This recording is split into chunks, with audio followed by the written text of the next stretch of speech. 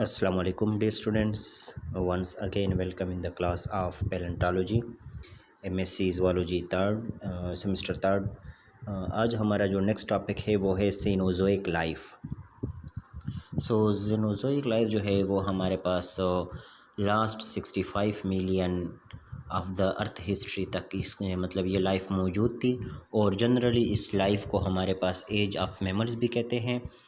और ये एक ऐसा यानी पीरियड है या लाइफ है जिसमें हमारे पास इक्वल जस्टिस हुए हैं। और इस वजह से इसको सिर्फ एज ऑफ मैमल्स नहीं कहते बल्कि एज ऑफ बर्ड्स भी कहते हैं इस पीरियड्स को या लाइफ को, साथ में एज ऑफ इंसेक्ट्स भी और एज ऑफ फ्लावरिंग प्लांट्स भी। यानी इसमें इन तमाम चीज़ों की हमारे पास एवोल्यूशन हुई थी। सो इसलिए इनको इक्वली मतलब कहते हैं कि age of mammal, birds, insects और फ्लावरिंग प्लांट्स। और उसमें ये था कि इसमें हमारे पास रिमार्केबल जो काम हुआ है इसमें वो evolution of all this farms, ठीक, यानी इन तमाम चीज़ों की जो हमने ऊपर डिस्कस की है इनकी इवोल्यूशन हुई है। साथ साथ में हमारे पास मैमल्स की भी इवोल्यूशन हुई है। नेक्स्ट बता रहे हैं कि slow but striking changes in the climate took place during this time. हमारे पास क्लाइमेटिक चेंजेस जो थी इस टाइम में वो हमारे पास काफ़ी मतलब स्लो प्रोसेस था, लेकिन चेंजेस हुई थी इस टाइम में। पोलर रीजन्स जो थे वो काफ़ी कूल हो गए थे और हमारे पास जनरली अगर हम देखें तो टेम्परेचर, वार्म टेम्परेचर क्लाइमेट जो थे वहाँ पर हमारे पास काफ़ी मतलब कि क्लाइमेटिक चेंजेस हुई थी उन एरियाज़ में। कॉन्टिनेंट जो थे वो बिल्कुल सेम थे जैसे आज हमें नज़र आ रहे हैं। इसके अलावा जो है माउंटेन बिल्डिंग्स भी हुई थी, मतलब माउंटेन्स भी बन गए थे। कॉन्टिनेंटल रैपिंग जो थी वो भी हुए थे और वोल्केनिक एक्टिविटीज़ भी हमारे पास इस दौर में होते थे। इसके अलावा सीनोज़ोइक एरा जो था उसको उन्होंने दो पीरियड्स में डिवाइड किया है। एक टर्शरी है जो कि हमारे पास 62 मिलियन ईयर्स लास्टेड, मतलब मौजूद आखिरी जो 62 मिलियन ईयर्स है उसमें मौजूद था। और सेकंड जो है द क्वाटरनरी है जो हमारे पास लास्ट 2 या 2.5 मिलियन जो है ये हमारे पास मतलब के मौजूद था अर्थ हिस्ट्री में।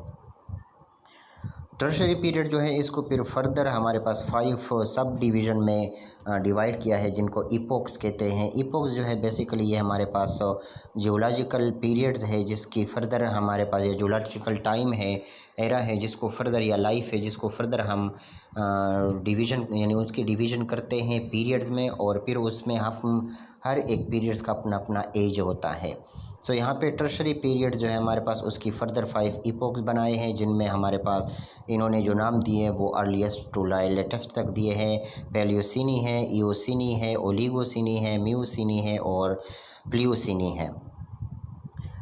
इसके अलावा टर्शरी पीरियड जो थे हमारे पास उनमें काफ़ी डिटेल के साथ मतलब ये भी स्टडी किया गया है कि यानी बाकी पीरियड्स के मुकाबले में इसकी स्टडी भी काफ़ी डिटेल से की गई है।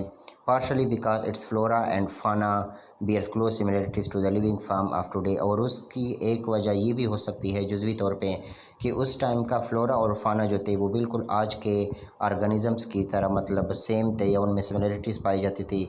और इसके अलावा हमारे पास ख़ास तौर पे इसमें सर्च ऑफ पेट्रोलियम जो है जो आज हमारे पास मोर देन 50% ऑफ और प्रोडक्शन आती है हमारे पास पैदावार की, तो वो इस पेट्रोल से आती है। इसकी भी डिस्कवरी इस टाइम में हुई है,